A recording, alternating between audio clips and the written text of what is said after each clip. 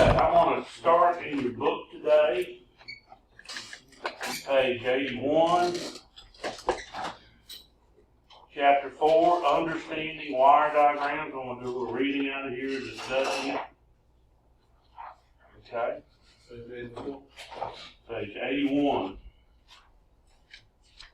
Pictorial and schematic diagrams.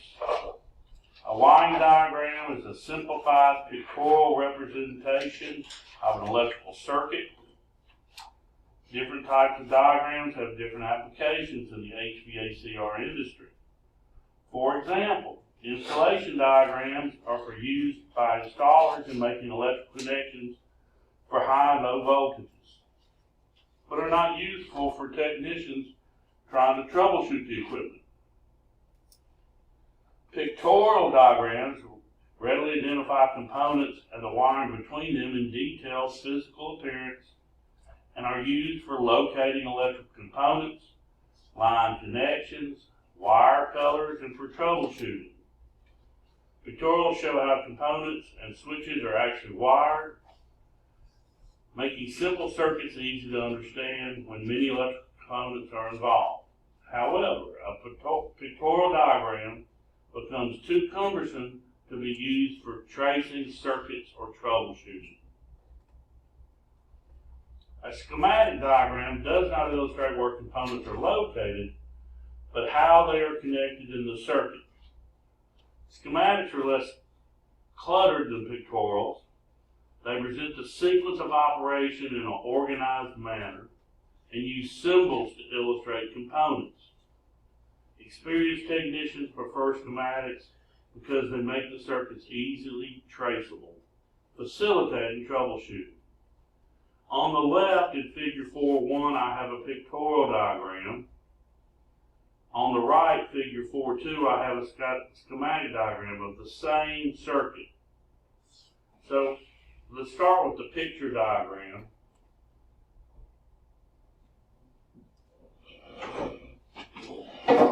I have a light bulb, which is wired up with a switch from the hot to the neutral.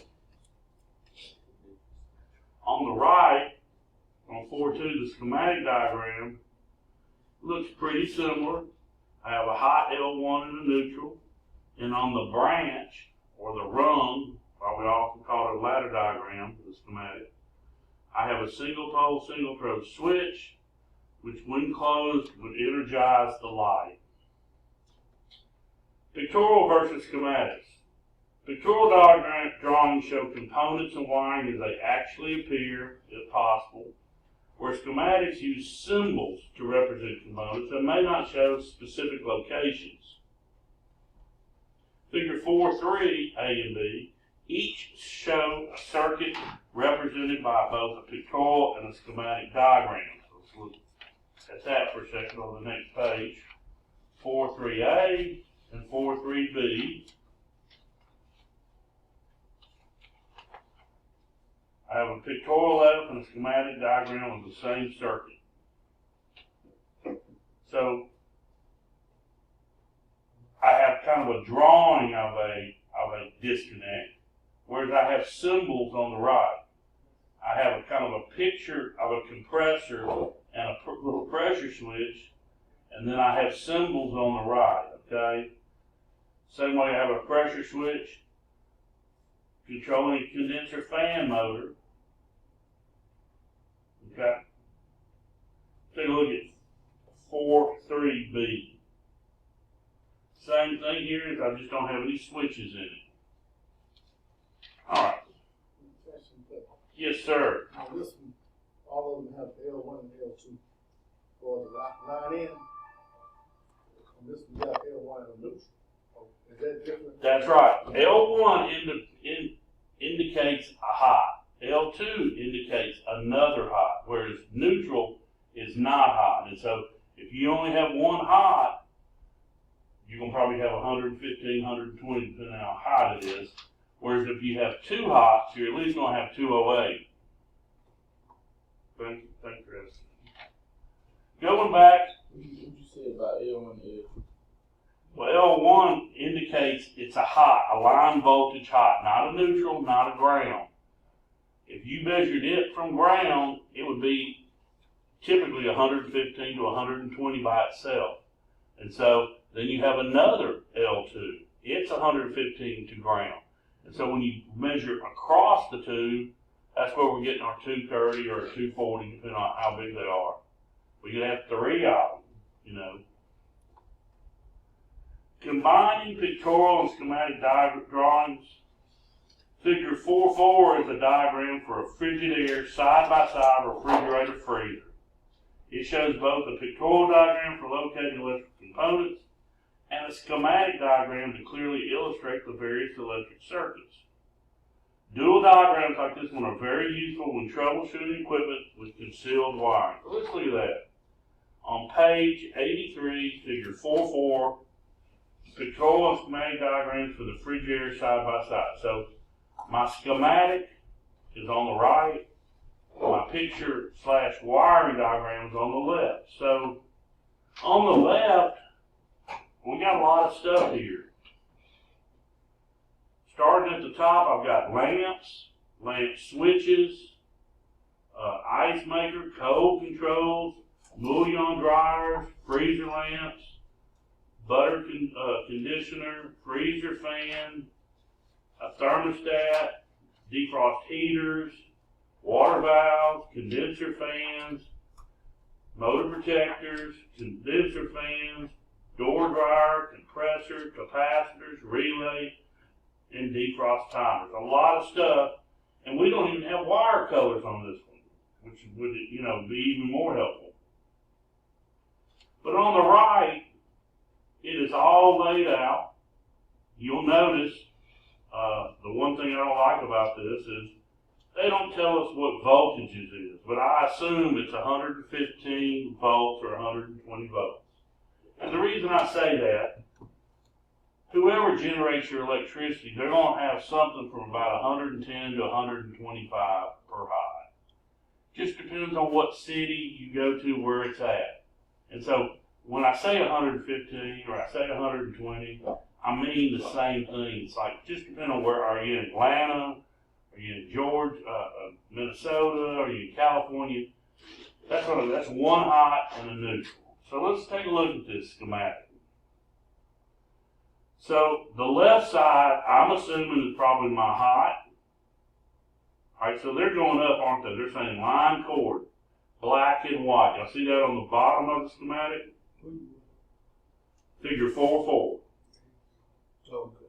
All right, so whenever in electrical wiring, residential wiring, on 115 volt systems, black is the hot, white is the neutral. Okay? So let's follow this up.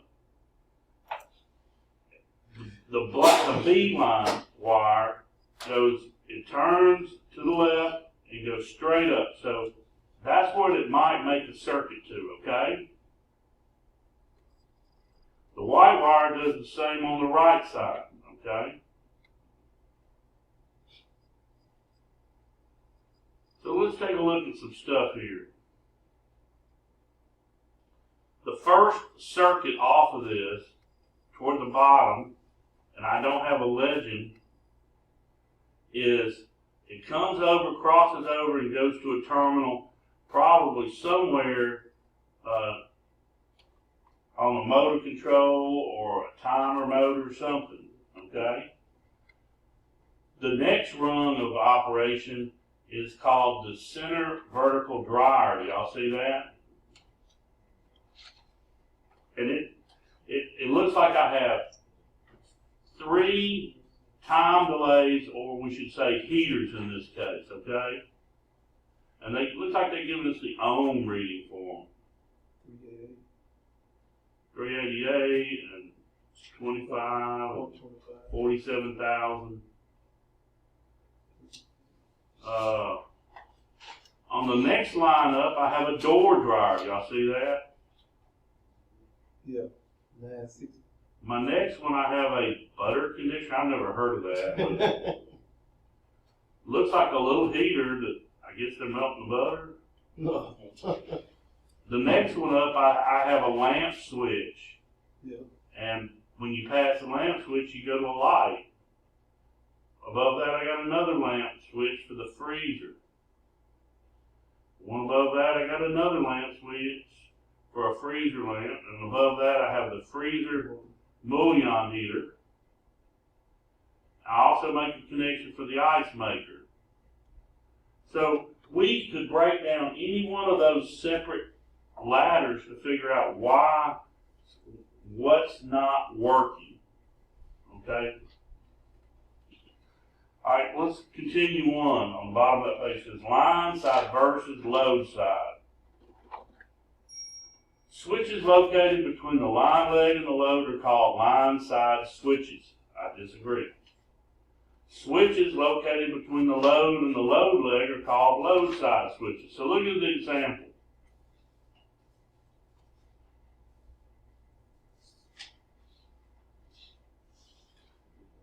So they are dividing this terminology based on a single load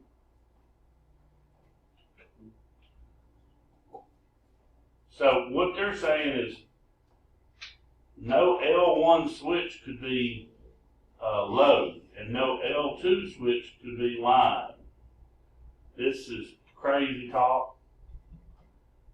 That's all right. These guys are editors. They're not HVAC experts, okay? Now, what we're going to consider, well, if you have a test from ESCO, which they give our electrical exam, right? And they ask you about line side, load side, you go, yeah, line sides are L1. Load sides are L2, okay, it's that simple. But in the real world, line means the incoming power. Load is the load side power, okay? All right. Let's look at ladder diagrams. These are schematic diagrams. That's the same thing. Another type of diagram is the ladder diagram. It is arranged with power supply lines drawn vertical as the legs of the ladder. Each horizontal line or rung of the ladder contains one load at least, and its control switches. The load lines may be numbered for easy identification. Control switches are usually located on the line side. That's what we just talked about. Note, contacts and switches are always shown in the de-energized position. What do we call the de-energized position? Normally. Right, remember this. Okay. There are times where the contacts or switches are shown based on equipment operating cycle, but they have to be marked that way. To use a schematic or ladder diagram, a technician must have knowledge of equipment components and their corresponding electrical symbols. Most schematic diagrams contain a legend that lists any abbreviations and special components as shown in 4.6. So let's take a look at 4.6. So I have an L1 and an L2. See how they call everything line leg and load leg? All right, if you're answering a question for ESCO, go by that. But anybody else, you don't. Okay? So if you're going to take the ESCO exam, that's the only time that's going to be relevant. When we went from L1 to L2 to T1 to T2, now we're on load, okay? But so they don't even draw us to T1, T2. Okay. My first rung, you see circuit number 1? What is that symbol, y'all? Say CCH. Correct, yes. Okay. And then we got a legend saying, yeah. All right, let's look. And does the crankcase heater run all the time? Looks like it. Is there any switch? It's always hot.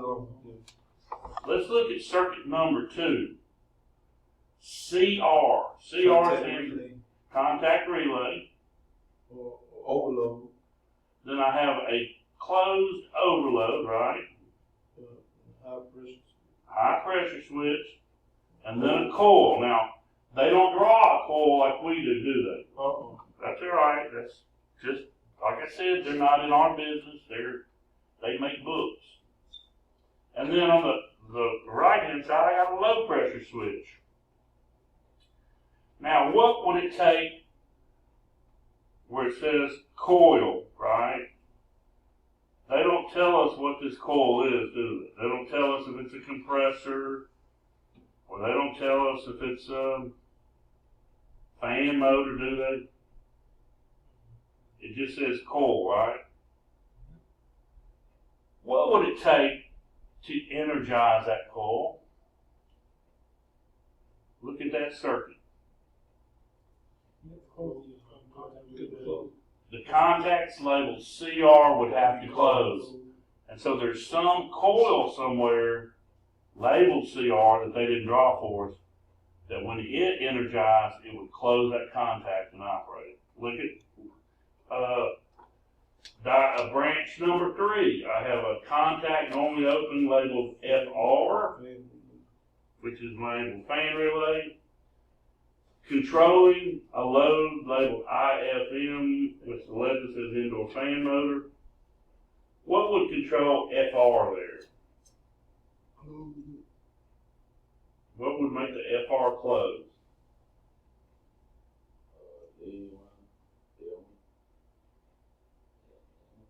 Why would the FR suddenly close from normally open? When the contact relay closes. When the relay labeled FR is energized. There you go. Hey, that's my son. Somewhat. Reading a wiring schematic, page 85. Reading a wiring schematic can be made easier by following a few simple rules. Schematics are read like books, from top to bottom and left to right. There must be a complete circuit in order for the current to flow through a component. Electrical contacts and switches are shown in their normal/off position unless otherwise stated on the diagram. I would prefer them to say de-energized, right? Not off. When a relay is energized, all of its contacts change position. Normally open contacts close, and if you had any normally closed contacts, they would open at the same time. All contact symbols with the same coil number or letter are controlled by that coil, regardless of their location in the circuit. Switches or contacts used to provide the stop function are normally closed and generally wired in series. Switches or contacts used to provide start function are normally open. Let's take a look at 4.9. So, I have two diagrams here. First, I have an outside, it looks like on top, labeled L1 and L2 with the, what is that symbol below the L1 and L2? Yeah, is that how we do our fuse? Okay, great. And then I have a compressor with a capacitor and a condenser fan motor with a capacitor being controlled by two open contacts labeled C. And do you see the dashed line showing where C is? C would control them. Alright, so then I have an indoor circuit labeled L1 and L2.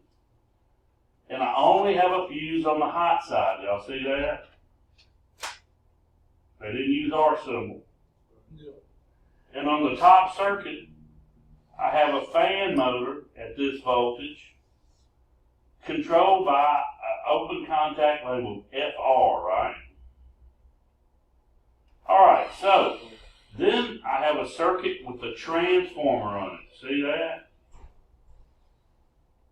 120 volt primary, 24 volt secondary. And when I come off the secondary, I go into a thermostat and I go into the terminal labeled R. And that label R goes to a temperature switch symbol labeled TH for thermostat. It's the R white, and just the red on the green. That symbol. What now? With an R and Y and G, and just the color code. That's the terminal identification. It may not be a red wire, but it's labeled R. Okay. And so it goes to two parallel paths, a parallel circuit. One is to TH and one to the fan switch. If the TH is closed, in other words, if the room is warm enough to close that switch, Y is going to become energized and power will flow to the C coil, which will close the two C's on the outside. If the fan switch is in the auto position, then it will come down that arm, energize the G circuit, which would energize our FR coil, which would shut on the FR contacts, bring it on the fan motor inside. All right. Now, page 86. Let's take a look at their symbols. Top left. Wires connected. All right, so this is pretty common. It gets kind of hard to read, and so a lot of times when you have two wires crossing and you want to show the reader that they're touching, a lot of people put a dot there. Whereas look below it, they're saying they're not connected. Now look at the one below it, not connected. That's what we usually employ in here. When you cross a wire, you do a little hump to show that it's not connected. But it can get messy. Do you see the one below that says line voltage, low voltage? Scratch that out. What? That is not what that means. Usually a dotted line means field installed. Field installed. In other words, we put that in, or a technician put that in. Earth ground, that's pretty common. Capacitor, we know. A coil, which we know that symbol is what? The coil symbol. Solenoid, that's what we like to call that. Now, typically in the industry, y'all see the coil where they're just putting a C inside of a bubble? Y'all usually, when we make a circuit,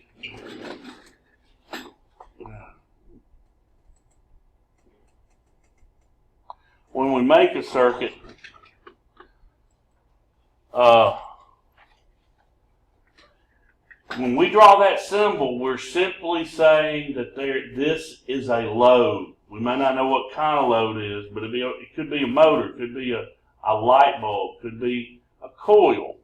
It's very generic.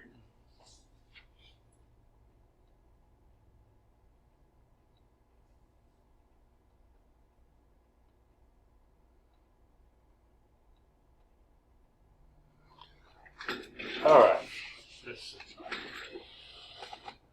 Resistor. We also label that a heater, right? Okay, there's our motor, just like I said, a load.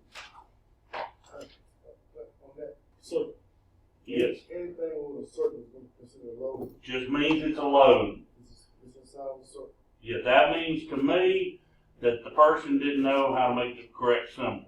He's just trying to tell us it's a load.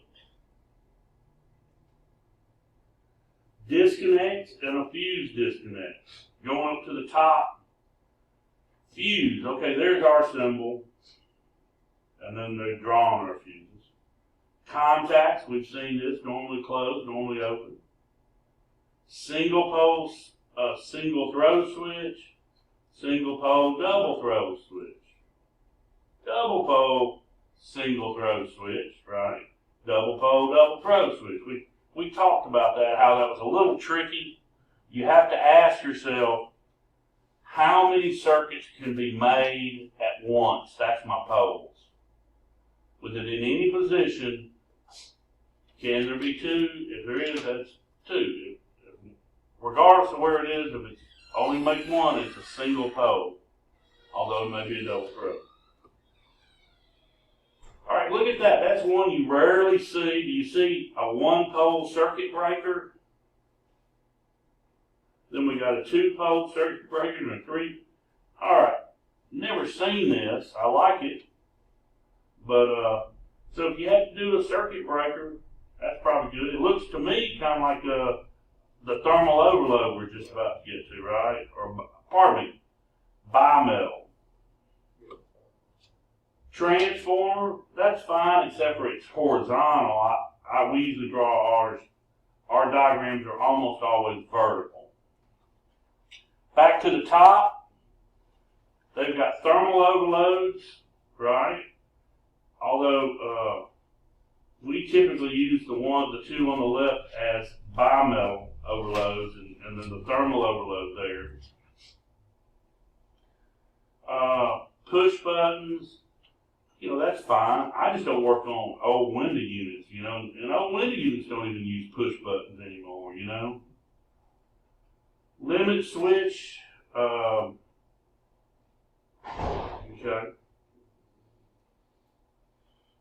That's not normally how we draw our limit switches. Most of our limit switches are what? Bimetal. Pressure switches, okay, that looks good. A low and a high, thermostat flag, flow switch, level switches, okay. Don't see that very often. All right, let's look at 87, Chapter 4, Understanding Wire Diagrams, this little questionnaire. This is not one that I have asked y'all to do, right? This is not it. Y'all, I think 89 is the first one I asked y'all to do. It says typical 120 volt window air conditioner wiring schematic. Both motors are PSC. Let's stop right there.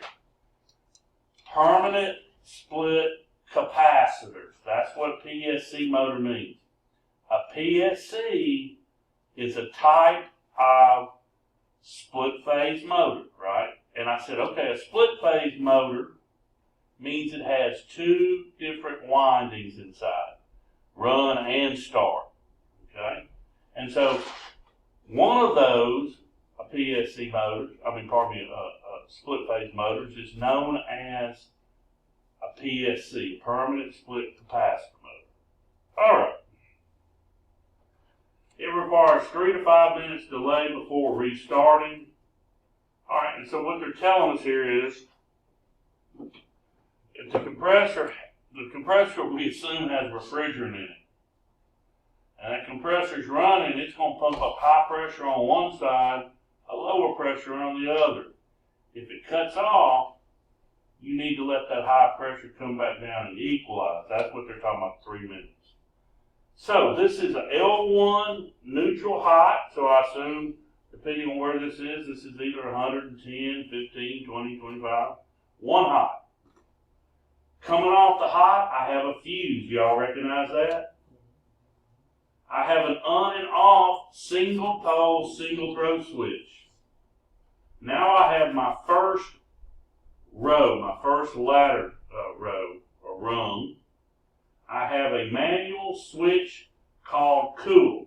So that's probably, most of them you might see cool and heat, but anyway, cool. Then I have a temperature switch controlled by temperature, right? Temperature flag. I'm going through, do you see the overload switch?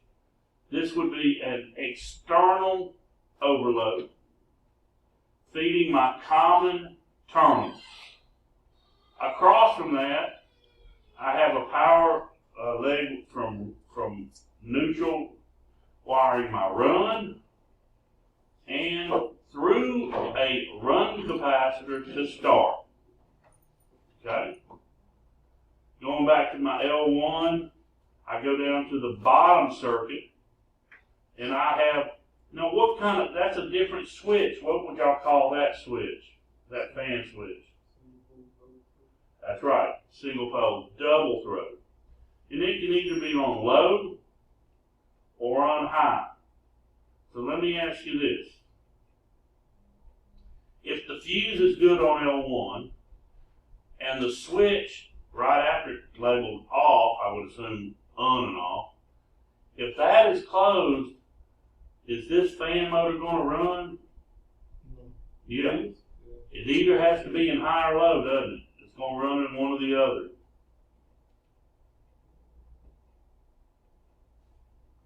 All right. Let's look at the questions here. For each problem, all the electrical components are to be checked for defects. With the system turned on, that means we have power at L1 in neutral and the off switch closed. And I guess the cool switch closed. Only the high speed fan runs. What could cause this? Fan switch is stuck in the hot fan. All right. That's definitely the problem there, probably.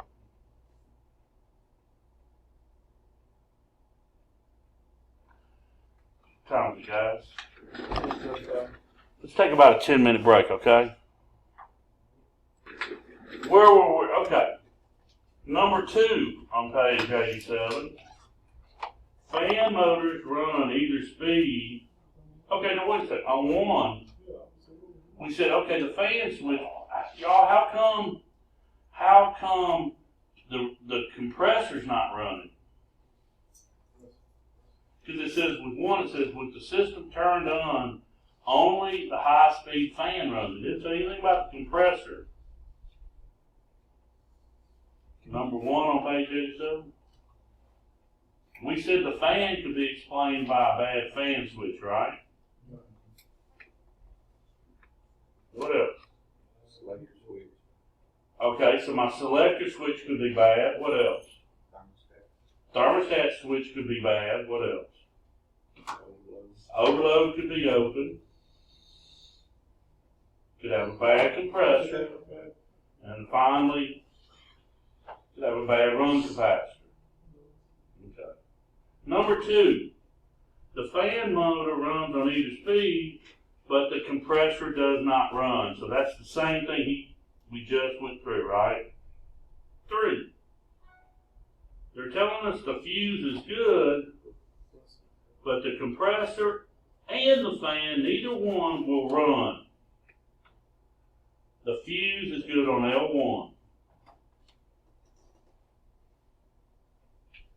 Can only be one thing. Neither system will run circuit. So what does it have to be? Same pole, single those switches, stuff off. The off switch, right? That's the only thing that both of them need to run, right? You said single pole, single throat. Yeah, you see where it says off, that switch? Mm-hmm. That's a single pole, single throw switch. I assume it's on off, but that switch, that must be bad. What about 4? On low cool, the compressor runs, but apparently the fan motor doesn't. What could be bad? The right path. The run capacitor on, nope, because, well, you're right. It's not saying, let me make sure I understand what they're saying. They're not saying it'll run in high either. They're just saying when we got it set in this low position, okay, so maybe the run capacitor is bad for the fan motor, and if it says, hey, we put it in high speed and it still wouldn't run. But now, if we put it in high speed and the thing ran, we'd have to eliminate the run capacitor, right? What else? What else could cause it for the fan not to run on low cool, pardon me? Fan switch. Switch could be bad, that's right. What else? The motor itself. Okay. Okay. On high cool, let's say if we had it on hot cool, only the fan motor runs, not the compressor. What do y'all think? Compressor, run capacitor for the compressor, overload, selector switch, and the cool switch, right? Any of those. Okay. All right, let's look at 89. I'm going to cover this. So this is due Wednesday, right? So the who you listening to this probably. Oh, I'm gonna listen. All right. So I have, let's first of all look at my diagram. I have an L1, L2, single pole, single throw disconnect switch, 2 fuses. I don't like the symbol, but that's what they are. I have 4 branches, and then a primary to my transformer. And then I step down to 24 volt control voltage, and I have 2 branches there, okay? Now, before I get started, do you see the overload on the first branch up there? There are 3 overloads. Mm-hmm. What is that symbol? Normally closed. That's right, it's a normally closed symbol. It's not necessarily an overload. So, on some big commercial equipment, we often use these kind of overloads, okay? But on residential stuff, we do use overloads, but we don't use a symbol like this, okay? So just take this with a grain of salt that these guys really didn't know what they were doing, okay? Now, now y'all do realize the difference between line voltage and control voltage, right? Control voltage would be a 24 volt circuit. Line is everything else. So I have to go through here and ask myself, how many loads, line loads, are there? Let's name them. How many line loads are there? Say what? Compressor? I don't know if there's a compressor on here, but there's a C load, right? C load, what else? IFM. IFM, thank you. CFM. CFM. So what? FR is a contact. CH, that's crankcase heater probably. That is a load. What else? There's one more. Overload? No. Transformer. 240 volt primary transformer. So there's 4 there. And so the single pole switches, the fuses, and the normally open contacts and the overloads are not loads, are they? They're part of the path. So you say it's 4? 5. C, IFM, CFM, CH, and transformer primary. How many low voltage loads? They mean control. How many control voltage loads are shown in the diagram? So, once again, let's name them. FR. FR, CR. CR, okay. But the low voltage transformer is not a load. What are our 3 essentials in a circuit? That's what it is. It's a source of power. 3, what relay controls the condenser fan motor? I assume condenser fan motor is CFM. CR. Okay, so the CR load controls the CR contact, right? Okay. What switches must be closed to energize, and I'm assuming they're switching back and forth, the CR coil, right? So CR, I guess, means control relay, but anyway. So to energize the CR coil, what has to be closed? Cool, thermostat, and LC. That's right.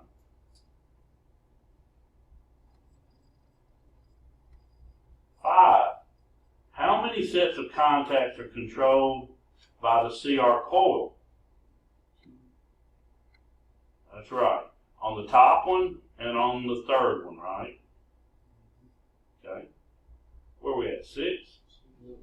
With the fan switch in the continuous position, what effect will closing the thermostat have on the fan? Well, the fan relay. So with the switch from auto going up to con or continuous, the FR is energized, is it not? And so by closing the thermostat, it doesn't really matter. It's already energized. It'll have no effect. 7. When does current flow through the transformer primary? You just answered that. L1 and L2 are cold. What else? And when the fuse is not blown. Thank you. 8. With the fan switch in the auto position, will the indoor fan start before the condenser fan motor? No. Why would it? Because it's on the line before the condenser fan. Yeah, but the electricity will run at light speed. Anybody else got an answer for that? No. The answer is no. No. I got no. So what? It could be on the plate. You know that's true, but if it was, they would have to show us in the electrical wiring. Good thought. Well, it's designed from the schematic to start at the same time. What might not make it do so?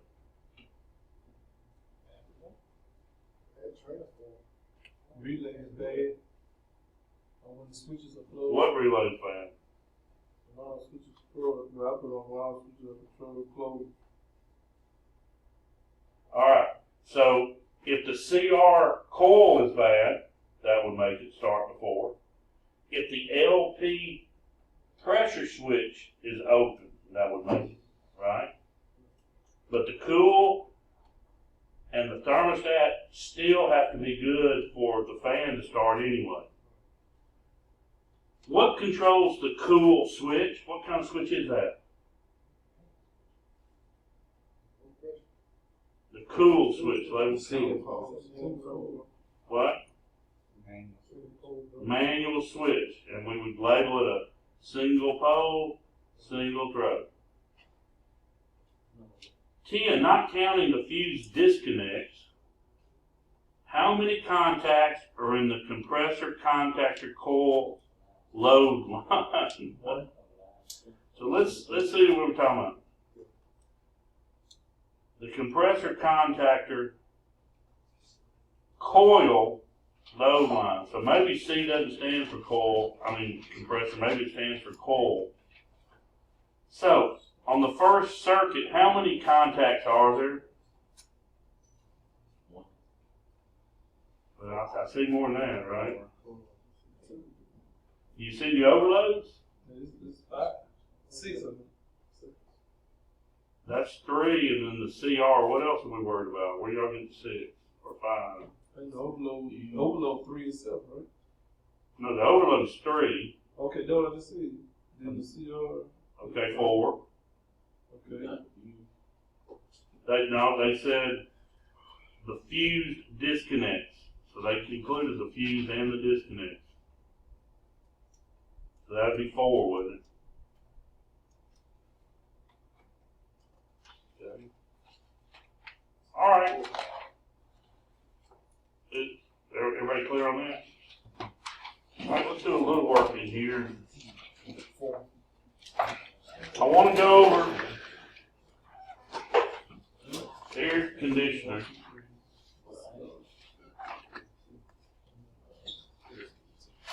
Take one and pass it on, please. Oh, they're stapled together, I should say.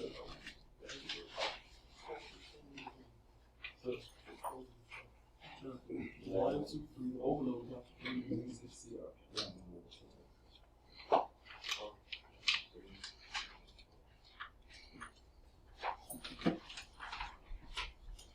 Alright, so we want to go over again how to wire up an AC condensing unit.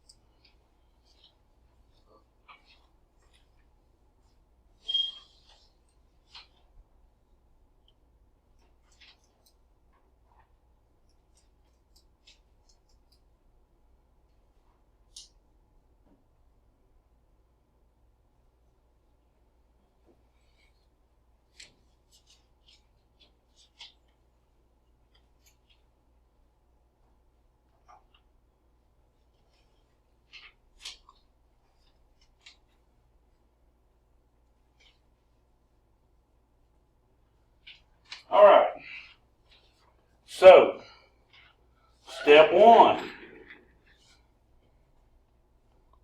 There's our diagram. All incoming power to L1 and L2, right? So we're going to do this.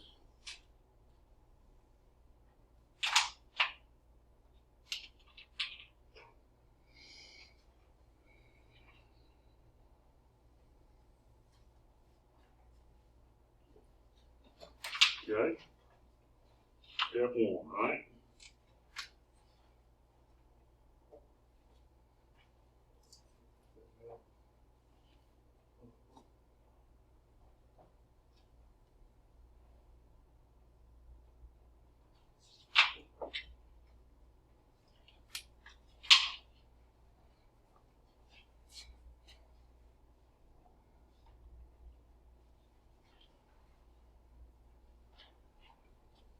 Step two.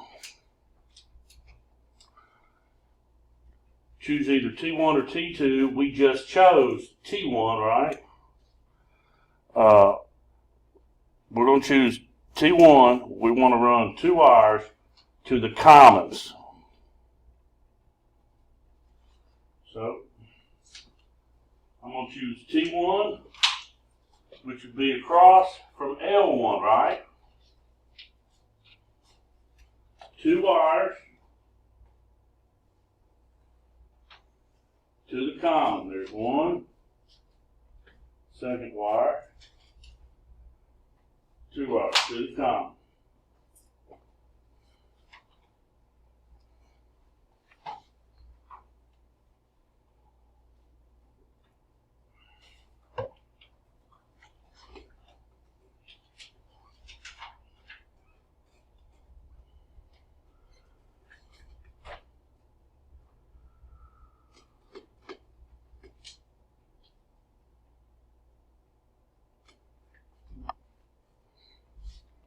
Step 3. From T2, I want to run 2 wires to the runs. So if this was L2 on this side of the contactor, across from it would be T2. I'm going to come across here.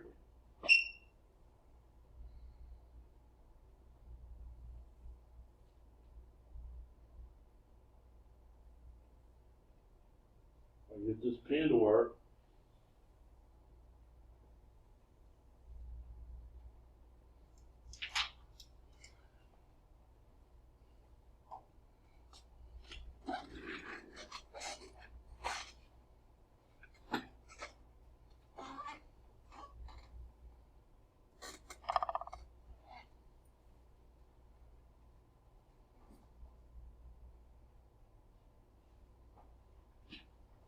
Step 4.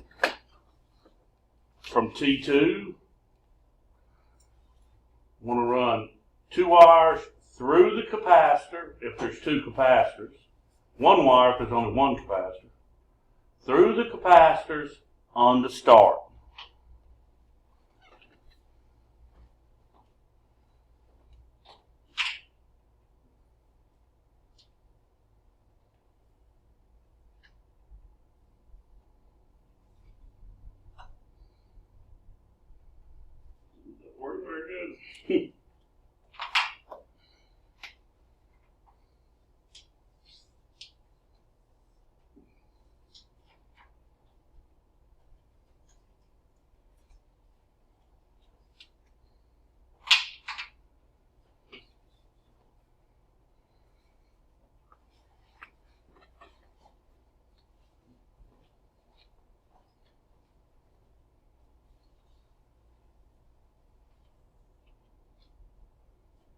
You got, Listening. so those wires that go to what capacitor, they come out to T2. Yep. The commons come from T1. The runs and the start all come from T2. Okay, you went to the start. So we are doing through the capacitor to the start. Through the capacitor to start. Through the capacitors to start. Now, the power people and the contactor really doesn't care. We could have drawn two wires from T2 to the commons and then T1 to it, but you have to stick with one or the other, you know, when we got class. And then what's the last step, fifth step? All control voltage to the coil. All control voltage, 24 volt control voltage to the coil. I set it down here, I drew it. Here I got 208, L1 and 2. Down here I have 24 volts AC common and Y. So I just wire that up. So there's my wiring diagram. 5 steps.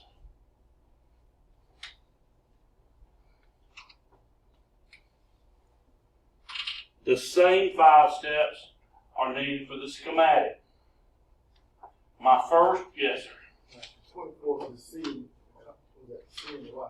Mm-hmm. Is that, what was that Y? The Y is, yes. Okay, let's talk about that. Y'all are making it more difficult than it is. Where do we get control voltage? From God? No, we get it from a transformer. Y'all, Right. we just looked at a diagram, right?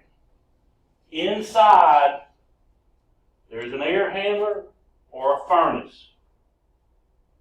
And it has a transformer. Now that transformer,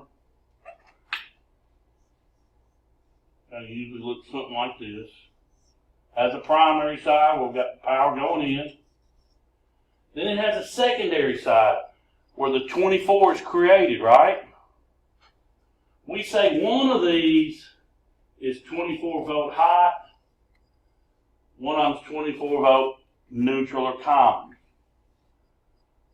Everybody with me so far? That's at the air handler. We take this power and we label it from now on red. And we take that and we send it to wherever the thermostat is. So, say I got a thermostat on the wall. And every thermostat made has a terminal called R. And the power generated here at the transformer goes where? To the R terminal. Now, what's the job of the thermostat? Control the HVAC, right? If it wants a fan, it's going to go, hey, bring on the fan. If it wants the compressor outside, the condenser fan, it's going to say, let's bring that on. So whenever the thermostat says, I want cooling, it's inside the thermostat. It's going to let this power flow through usually a manual switch, cool. Usually through a temperature switch, right?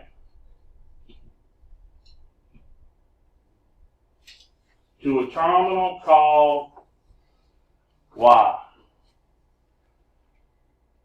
Right? It doesn't always call for cooling, right? You could leave it in the off position, so this would be open.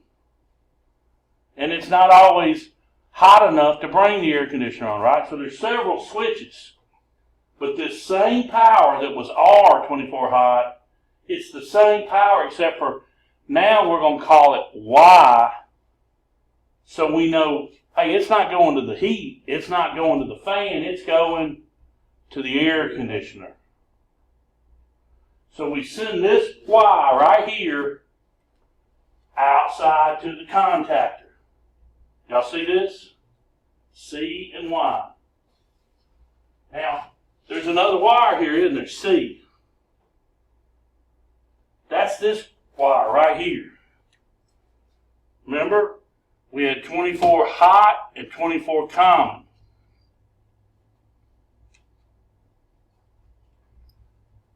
On most of the old thermostats, we didn't need 24 common at the thermostat. We only needed 24 hot there. So we usually didn't run the common to it. A lot of these new digitals, you'll sit there and you'll look and you'll go, R terminal. So you put the R wire there. Y terminal. And it'll have a C terminal because it wants a C terminal now. So that may be coming from the thermostat. Most likely it is now. But it could be that this is coming from the thermostat and that's coming from the air handler. Okay? I don't want to make it complicated for y'all, but something has to control us. Remember, this is controlling our air conditioning. Thermostat controls it. Okay? When we want the blower motor to come on inside, the thermostat's going to energize, instead of a Y, it's going to energize the G terminal.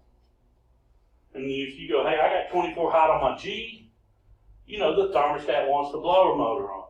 If it energizes the W terminal, it means I want heat on. Y means, altogether, our air conditioning cooling, right? That's what Y does. All right, my first step, all line voltage to the contactors, right?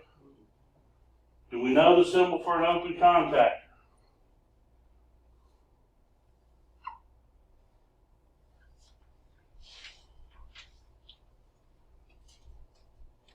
If this blue will work.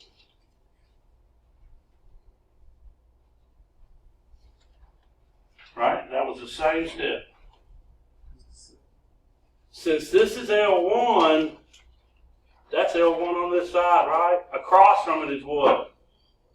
Across from L1, T1. Across from L2, T2, just telling you. Okay. Step 2. From T1 to the commons. So I got 2 motors, I got 2 commons, right? I have to know the symbol for these motors, PSC motors. Condenser fan, compressor, common,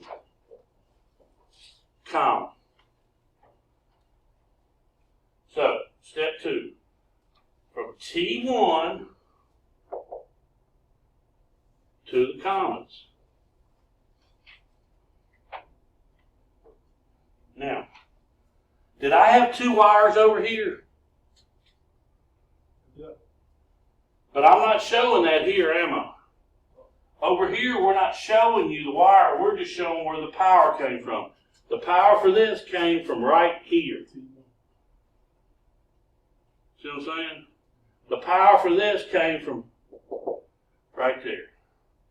This, I would use to like, hey, I need to put a new fan motor in. Where do the wires go? Okay, here, here, and here. Over here, they're showing us how it works. If I don't have power here and here, this thing's not going to work. If I don't have power here, I'm going to back up. Do I have it on the other side? Okay. Step 3, T2 to the runs, right?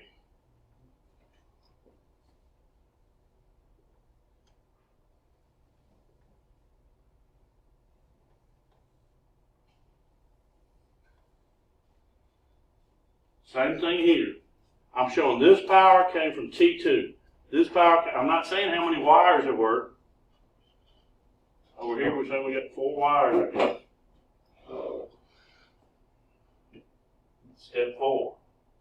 T2, from T2 through the capacitors to the stars. So I have to know the symbols for a capacitor here.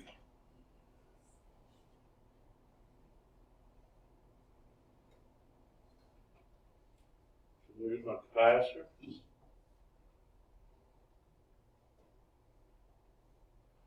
Now that capacitor could be a run or a start, so I have to label it. Okay? And then my final step, 24-volt control voltage to the coil, right? This is not 208, right? And I don't have a transformer, so I'm going to have to write it. 24 volts AC from T-stat. Do I know the symbol for the coil?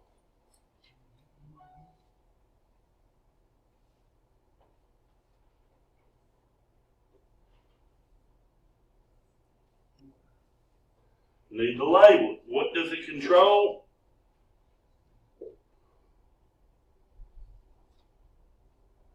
Piece of cake. How most of our motors will work.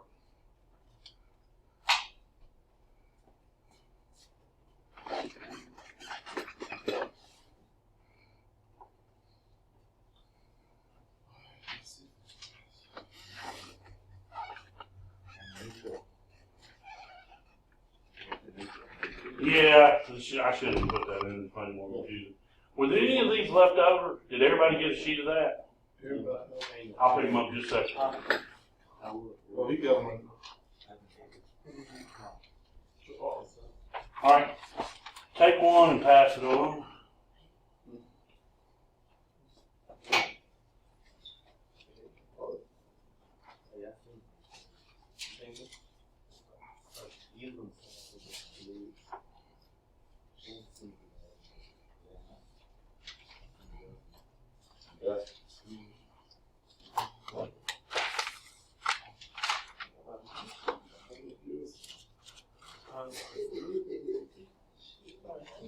Take one and pass it on.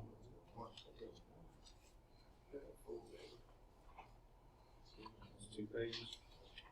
This is, okay, I think the rest of them are.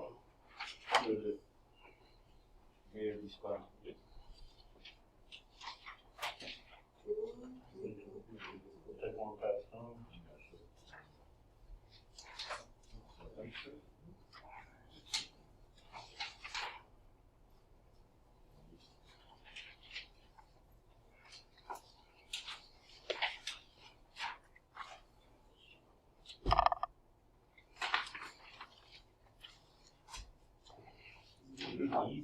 That came in late. Let's see. These boots.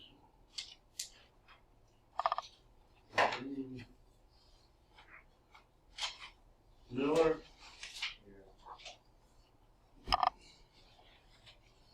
So everybody got these. We got a couple things going on here. All right. Do you see the sheet that says this? This is lab 1, not lab A or D or F. Lab 1. Everybody with me? This is lab unit 1. See that? There's like 5 more of these, but this is the first big one. Don't start on this yet, but you can start on it Wednesday if you want. You're going to have to electrically draw me a picture diagram of this, and you're going to have to create a schematic of this on a piece of paper to be turned in as if you work for this company. They hired you to make the diagrams. They're going to put it on the unit. So it needs to be done very well. Okay, now, the picture diagram, going to have color coded, right? All the wires on there are going to be color coded for the picture diagram, right? Whereas the schematic, we don't put colors, do we? Does everybody know where lab 1 comes from? Right there. Now, I gave you another lab, lab D. D. Okay, so we're moving on. Everybody see lab D? All right, lab D. We've already done compressors, right? Everybody owned the compressor out. So here is a multi-speed condenser fan motor, or I should say a blower motor. This one's labeled 1, and when we let go, I'll get the other 6 numbered, okay? All right, so this thing has speeds. Now usually, y'all, there's a label that tells us what we got. Let me try to explain what we got going on here. I got 2 brown wires. These are not the speeds. These go to the capacitor, right? Take the capacitor. This would hook to the capacitor, right? On all of them? Not on all of them, but just on all these 6 it will be. Then I got 4 wires, y'all. This is probably the most difficult thing is you go, one of these is line, not necessarily common, line, and the rest are speeds. Everybody with me? You're going to have to look at the label. In this motor, yellow is always the line. And so you're going to measure from here to a speed. Everybody got me? Now, I'm going to tell you, if it's made in America, black is the high speed, red is the low speed, and so anything in the middle is going to be medium low, medium high. Black is the high speed. If it's made in America, because if it's made in China or something, I couldn't guarantee, but it's on here. But how would you tell? All right, y'all. When we look at a motor, a multi-speed motor, how many windings do we have in these split-phase motors? 2, right? We have a start, and we have a what? A run. Now, to make it go faster, we want to let more amps through. More current means stronger magnet. So, I reduce the resistance. This is all of them, right? So this would be low. If I had one up here, high. Had one in here, medium. Y'all follow me? And so, by taking an ohm reading from yellow to these is going to give you a higher resistance or a lower, depending on which way you're going. So your lowest resistance is going to be high. Your higher resistance is going to be low. And so I think what I ask here is this. I'd go from common to high, right? Common to high speed, that's going to be my lowest resistance you read. Common to the lowest speed is going to be the highest resistance, right? And then I say, just give me your color code on that motor. In other words, for high, black, for medium, blue, for low, red. Now some of these motors, instead of having yellow, often have a white for the common, okay? But they usually either use yellow or white for their common. Okay? Everybody understand this next lab there? Okay. All right. Let's take a look.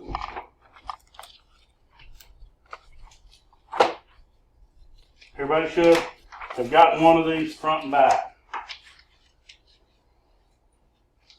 Front and back. This is on working with wire. Alright. I'm going to start where it says solderless connectors. Y'all see that? Yes. The electrical connections made by the service technician will almost always be non-soldered mechanical connections, stay-cons. These most common type of connectors is the wire nut. The wire nut has a coil of wire inside of it. When bare conductors are placed inside the wire nut must be screwed onto the wires, connecting the wires together and to the internal coil of the wire. If the conductor has been stripped of insulation to the correct length, the wire nut will extend past the end of the insulation so that no bare conductor is visible. After the connector has been made, pull hard on each individual wire. If the connection is made properly, it will not come loose. That's what I'm going to do today. Do not twist the wires together prior to inserting them into the wire nut. All right, let me read that one more time. Do not twist the wires together prior to inserting them into the wire nut. They will become twisted by the wire nut. If you are connecting a solid wire to a stranded wire, figure 16-15 below, leave the stranded wire slightly longer than the solid wire. Otherwise, the wire nut may grab securely only onto the solid wire. With the stranded wire wrapped around the solid wire, over time, this may cause the connection between the two wires to deteriorate, creating resistance, then heat, and eventually a burn connection. Any questions on how to use wire nuts? Okay, so let me talk about this for just a second. So that's our last thing we're going to do next. I'm going to give you a minute, go get your tools, and we're going to meet right back in here. All right. First of all, let me explain some tools to y'all. These are known as lineman pliers. And they come in big sizes and medium sizes. These are known as dikes or diagonals. Y'all see that? It's got a kind of a diagonal angle here. Your tool for 121 principles of electricity said you can either have lineman pliers or dikes, whatever you want. They're very good for cutting big wire. These are cutters and strippers, right? They're good for pulling the insulation off and cutting. This is a multi-tool. Stripper, cutter, crimper. This is a dedicated crimper. This will do it. This crimper actually has a crimper in here too. But you can see there's not near as much mass as there is here. And when you put stay-cons in, you got to make sure you crimp it good. So, we're going to do, what the first thing you're going to do is you're going to come cut you like 3 sections of wire. You're going to put 2 of those sections of wires, I want you to cut each one about as wide as your hand, and your thumb and your pinky can reach.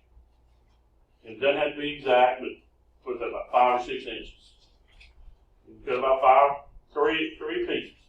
You're going to put a wire nut together. Then I'm going to try to pull it apart. To pull it apart, you're going to have to do it again, right? So what are you going to have to do? You're going to have to strip it down and put the wire nut on, right? When you get through with it, if it passes, You're gonna take it back off because I'm getting the wire nut, right? All right. I've got, let's see, 1,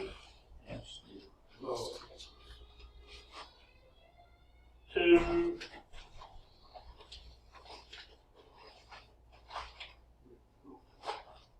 Okay, I only got 2 types. I've got 2 types of insulated stay-cons. There's a lot more. If you look at the green boxes, you see we have all kinds of sizes and all kinds of, we've got rings, we got hooks, we got males, we got females, we got uninsulated, we got butt connectors. All right, so how these work is like this.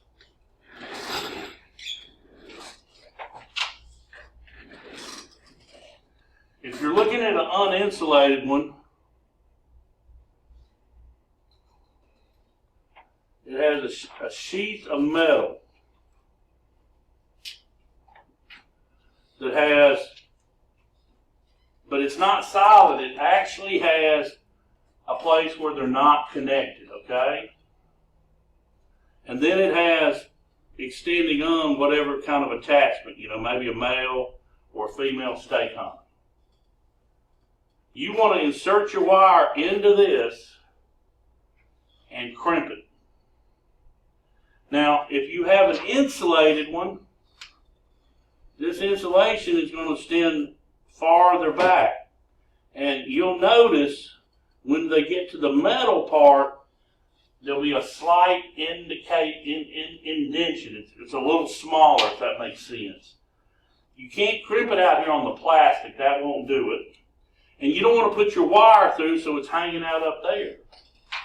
Y'all, this is a lot harder to do. On a solid wire. The solid wire doesn't like being crimped onto, but stranded wire works pretty good. Now, what you're going to do, if you look at this thing, that crimp is on top. Does that make sense? That seam, all right, it's on the top here. And I'm going to put it, depends on your crimper. Some crimpers have a male and a female side. Some other crimpers just are female on both sides and crimp down. If you have a female crimper on both sides, doesn't matter. But if you got one that has a male and a female,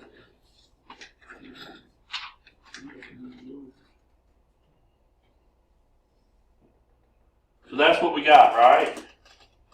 There's a tape. This is not solid up here. It's a seam. You're going to take the crimper tool that's got the male and the female. The female goes on the broken side. The male goes on the whole side. Does that make sense? You're going to crimp it down, okay? So what we'll do is, let's cut 2 pieces of wire. First, you're going to put your wire nuts together. And then we're going to crimp on a female and a male. And we're going to see if that'll hold up when we pull on. Okay? All right, so I'll give y'all, let's meet back here in 10 minutes, and we'll work on this little lab project. This is not a lab sheet. This is a lab project.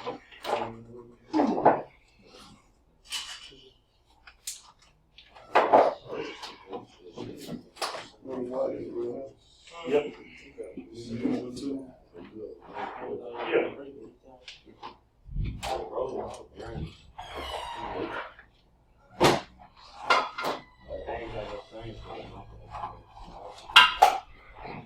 Was there 2 wires? 2 wires.